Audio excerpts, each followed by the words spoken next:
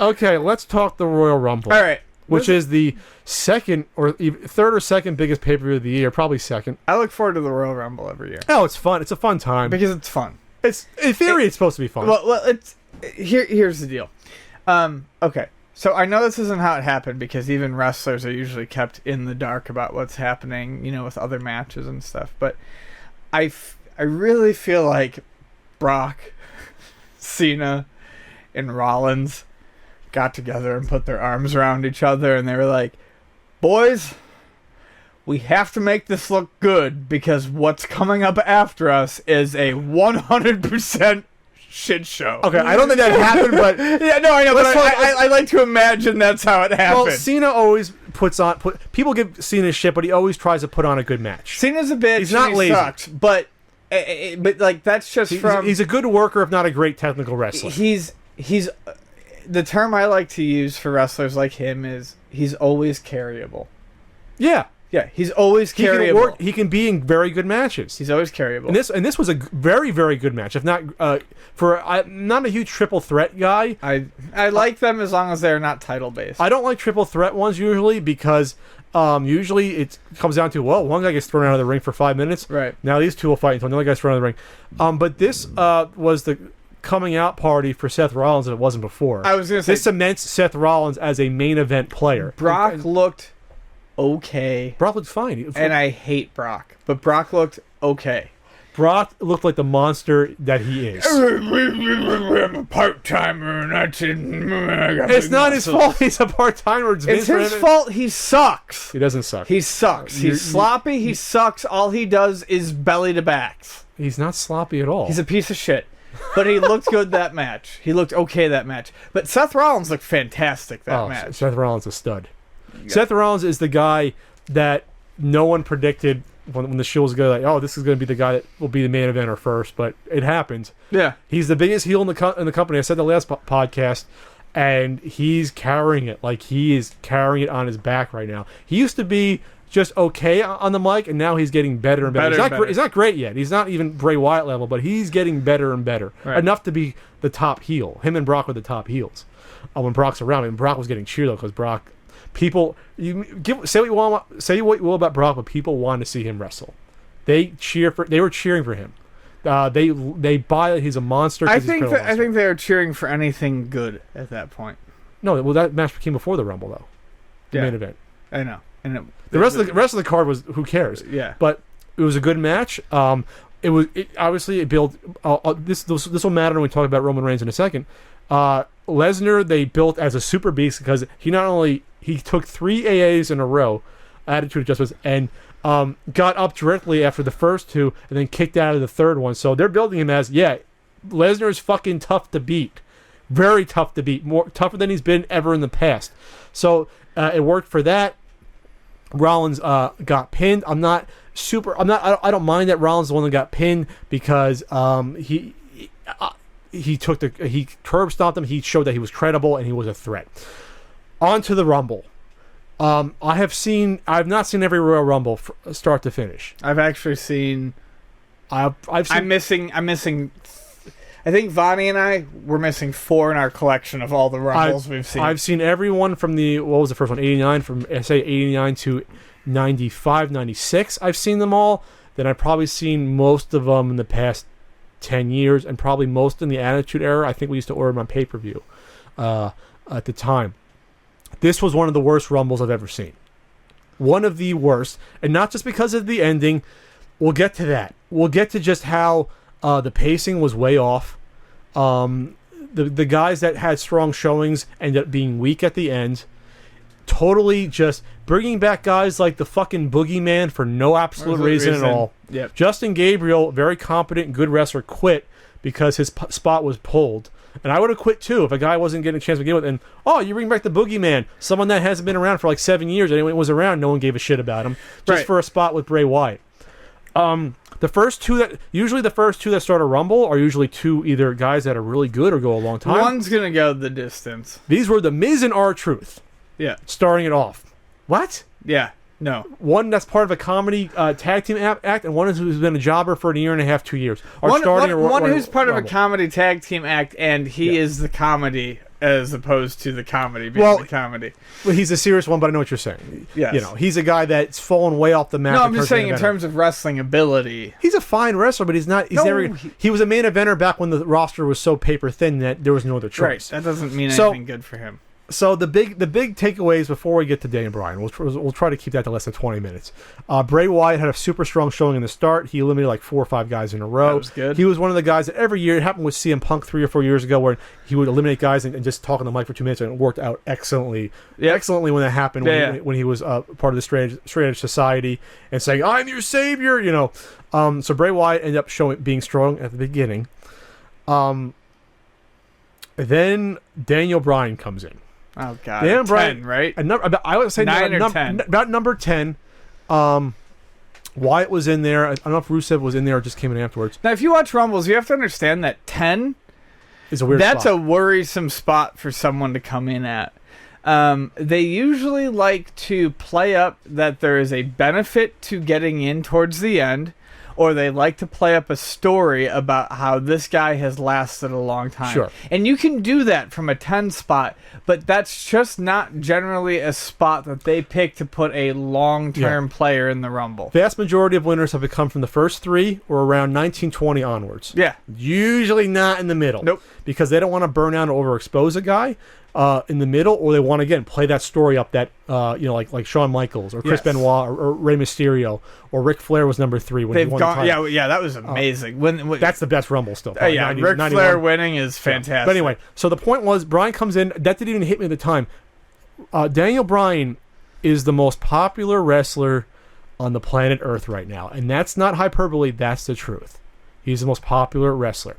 Sure. So the most popular wrestler is supposed to be fighting for the title at WrestleMania, and it happens every year. That's tradition, because that's how you make your money as a wrestling company. That's how you garner interest. But Vince likes to give Roman Reigns hand jobs. Anyways, continue.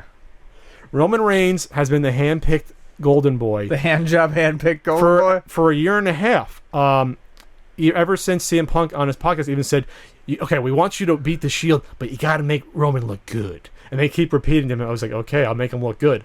Roman had the strong Rumble showing last year. He eliminated the most guys in one Rumble. He looked good because at the time, Roman didn't have to talk on the mic. He was still part of a team. He wasn't exposed as a singles wrestler.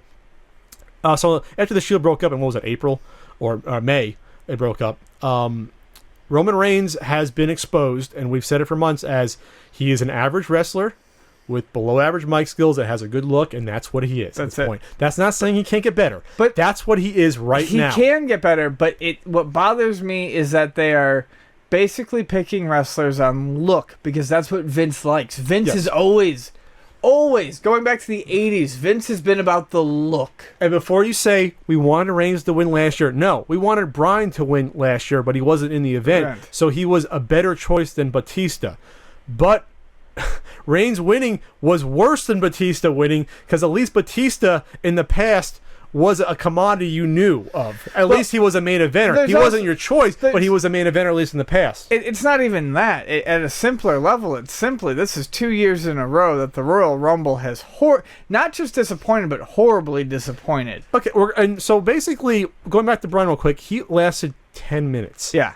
This is akin. You imagine if Stone Cold didn't win the Rumble in 97, but he was getting popular by then. Yeah. Imagine if Stone Cold comes in the Rumble and is knocked out unceremoniously in 10 minutes.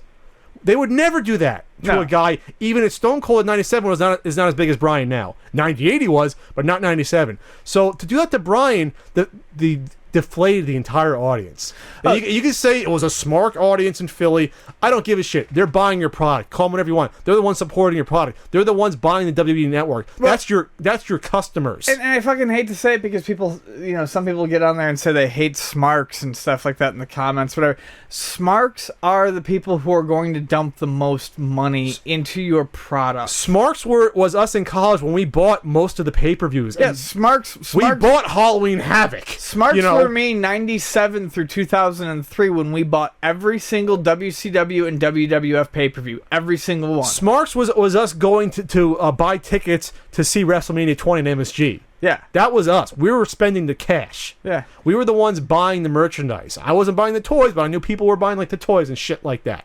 Buying the DVDs at the time. So I don't want to even hear that fucking bullshit. So once Daniel Bryan getting eliminated deflates the audience, my buddy and I who are watching it, we're just like, fuck it. Now you know what's going to happen. We just start chugging. No, seriously, we just start chugging. Done. When DDP came out, riotous round of applause. We rooted him through his whole 45 seconds. A few diamond cutters. Yo, dude, he got it. He got a few diamond cutters. He looked good in the ring. He got a couple diamond cutters off from a couple different angles, and I was like, yeah. I think Daniel Bryan only dumped out one guy, maybe two at most, too. But no, seriously, that's what happened. Like, Daniel Bryan goes out, we start chugging, we start cheering for the cheap fucking pops. We're like, what the fuck ever, we don't care. Fucking Reigns wins, and we both look at each other and we go, did Reigns really win this way? Like, no Ambrose, let's back up. Ziggler. Back it up. So in the final, okay, here's the deal. If Bryan's isn't gonna win, and Reigns is going to, and Reigns came in at 19, you're right. Give us a good final 3 or 4. 4. Give us a good final 4. You could have had Ziggler, who the WWF is currently in the process of doing nothing with again, after his amazing match at Survivor Series, and Ambrose, who they have managed to turn from a crazy man into a joke. The final 4 or 5. If Bryan's out, okay, I'll give you that. Bryan should have won. Okay, if he's out, final 4 or 5. Wyatt, Rusev, Ziggler, Ambrose. Yeah. And who's the 5th one? Reigns. Yeah. If that would be acceptable. Jesus, at least give us a good final match. It was so badly booked because when Wyatt's a guy that was the monster of throwing guys out, when he was tossed out, it was like, what the fuck just happened to you? Oh, dude, he got dumped. It's usually supposed to be when a guy like that, like DiBiase and the early Royal Rumbles would last a long time. When they got thrown out, it was a huge deal when they finally went out. Even that was bad. So this was incomprehensible in how tone deaf they are. In 2015, not the year 2000, in 2015, 2 of your final 3 in the Royal Rumble are Big Show and Kane. This isn't 98 or 99 or 2000 or 2004. 2015. You are trying to turn the page. You're trying to create new stars. This is not the way you do it. And it's not the way to promote the up-and-comers that the fans love. Here's the totem pole of people that get cheers. There's Daniel Bryan in a league of his own. John Cena, who gets cheers and boos. And then you have Ambrose and Ziggler right underneath them. Not counting Brock Lesnar, who gets a lot of heat and a lot of cheers. Those guys should not be dumped unceremoniously out without any effort by Big Show and Kane like they're fucking garbage. Yep. That was symbolic of the direction of the company and people's frustration. Was that more than Bryan was that? And it's just so, like, keeping with, like, kayfabe and psychology. Psychology-wise, it doesn't make any sense either. You've got psychology-wise, Ziggler comes out on 30th. 30 is the best spot. Why is he 30th if the Authority hates him? That didn't even make any sense. Right. He should have been number 1 and worked his way up till the end and then got tossed out. No, but I'm just saying, like, in fucking, what's the last pay-per-view? TLC. No, in TLC, when Ziggler beat Luke Harper, Ziggler beating a big guy, like, totally keep like the struggle is scripted well, you know. He's totally wrestling this big guy, and then you're telling me he's number 30 and Big Show's just gonna dump him immediately. Yeah, like Ziggler got into a few rounds of offense, and then he gets the knockout punch and dumped like trash. Yeah. No struggle, and then Ambrose is dumped like trash. So you're stuck with Reigns. We'll get to Rusev. Rusev was like hiding at the time. Yeah. God, this is like, we're trying to keep this on. I remember Rusev was hiding, and I remember Vonnie and myself and Alan looking at each other and being like, "Can we get a Rusev victory?" Like, Rusev became Reigns from last year, the lesser of two evils. So, and here's the thing though, Reigns beating Kane, and Reigns didn't even look strong beating Kane and beating Big Show. So that was even booked horribly. He looked like a fucking punk. Yeah. Because the only reason he wasn't tossed was because when Kane and Big Show were going to toss Reigns, all of a sudden Big Show decided, I'm going to try to toss Kane as well. And then Kane got in his face. And they started attacking each other. And then Reigns dumped both of them. Yeah. What? That's a strong victory? Which was a preemptive victory. So they decided to book The Rock to come in and help his cousin out, which is again booking your guy strong when your big older cousin, popular cousin, has to help you look strong. They book him to come in and help him because Kane and Big Show are beating him up after they get tossed. The crowd boos The Rock. They cheer first and they're like, oh. Now we see what you're trying to do. Now we see that you're trying to manipulate us into cheering for a winner that we do not want. Yeah. So they boo him, and then they decide, okay, we have this in our back pocket. Rusev was never really eliminated. They send him back in and quickly eliminated, and they boo again. Worse than last year, more boos than last year. 2 years in a row. They blocked wrestlers from leaving the arena. That's what the word was. That the fans. Yeah, were I don't know if you off. read that. The fans were so pissed off they formed human blockades around all of the garage entrances. Cancel WWE Network was the number one trending on for 24 hours. Was number one trending topic on Twitter in the world. It was trending so high and for so long that Time Magazine wrote an article on it. I had some of the most popular tweets Sunday night because that was up there. That's not good. And again, you can say, well, it's Philly, it's Smarks. No. Smarks are what are buying your product. They're the ones buying the network. They're the ones going back and watching all the content you have on the network. If they cancel, you're in trouble. Now, they did come out with we just topped 100 million subscribers. Yeah, you know why? That still counts the people that canceled because they're going to still be counted until their credit card runs out the next month. And all the people that are getting it for free to watch the Rumble, you're counting. Right. And plus, they just opened it up to the overseas, like in the UK, or finally have it, is counting that too. I'd love to see how many people actually canceled. It's not going to be a small amount. It's not going to be a couple of thousand that canceled. I guarantee you that. No. If half the people booed, if most people booed, people are not happy about this. All right. We should move on to Q&A shortly, but we should touch on one more thing. It's only been 16 minutes. We should that's too long. We should touch on one more thing. That's Bryan being dumped because people thought he was not ready.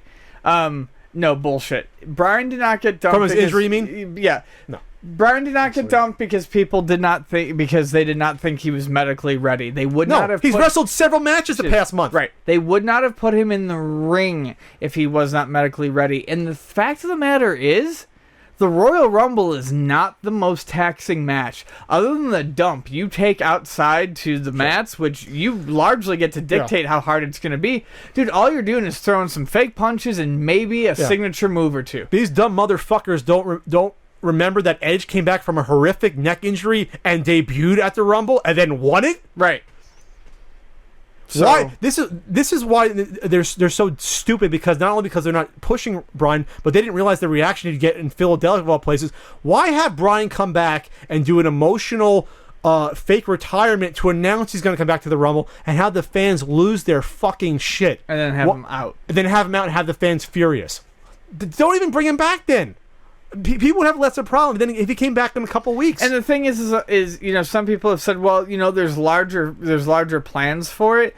No. I don't know. I saw the faces on Stephanie. I saw the faces on Triple H. When they came out, I saw the faces on Roman Reigns was crying almost. Roman Reigns and The Rock. No one was expecting that, and I don't know why no one was expecting that, but no one was expecting that sort of negative cheer. There's a difference between an upset and just plain telling your customers to fuck off. Yeah, this was not booze that, a guy we don't like won. This was fuck your product booze. Yeah. This is finger poke of doom booze. I had not seen a reaction like this since the finger poke of doom when the NWO came back together from the Wolfpack in black and white, and then Nash gave up the title to Hogan again, and that was the death knell of WCW. Yep. That was the beginning of the end right there. I'm not saying it's the beginning of the end for WWE. They're too big to probably fail, quote unquote, but this is the beginning of a mass exodus. I am not interested in watching WrestleMania, and I'm dead serious. I don't care if they put Bryan back in as a triple threat again, which they don't want to do reportedly because they don't want to go to the well twice again. But Bryan has no plans. The most popular wrestler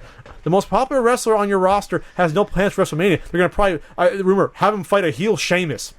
Oh, that's interesting. Is there anything between Rumble and WrestleMania? Yeah, they have the fast lane. They got rid of Elimination Chamber. So there you have it. It's going to be booed heavily. It's going to be bad because they know Brock's going to leave probably. So reportedly, Brock said he's willing to work more dates if they pay him the per diem, but WWE doesn't want to do it, which I think is a mistake because Brock's the only other big heel they have in the company besides Rollins. You can say Wyatt, but they've kind of halfway buried Wyatt and try to build him back up. So they're in trouble. They are in deep trouble because now if they know Brock's leaving, it's going to be like Goldberg versus Lesnar at WrestleMania 20, which I was at, and they booed the hell out of that because they knew both were leaving. They're going to boo Lesnar leaving probably, and they're going to boo a guy they don't like. And the only way to save it is to turn him heel with Heyman. The only way to save it is to turn Reigns heel with Heyman, but you still lost everyone because of Bryan not getting his Royal Rumble moment. That's all I'm going to say about it. I've been watching wrestling for 30 years. I semi know what I'm talking about when it comes to this stuff. Yes, so do I, but they'll tell you don't.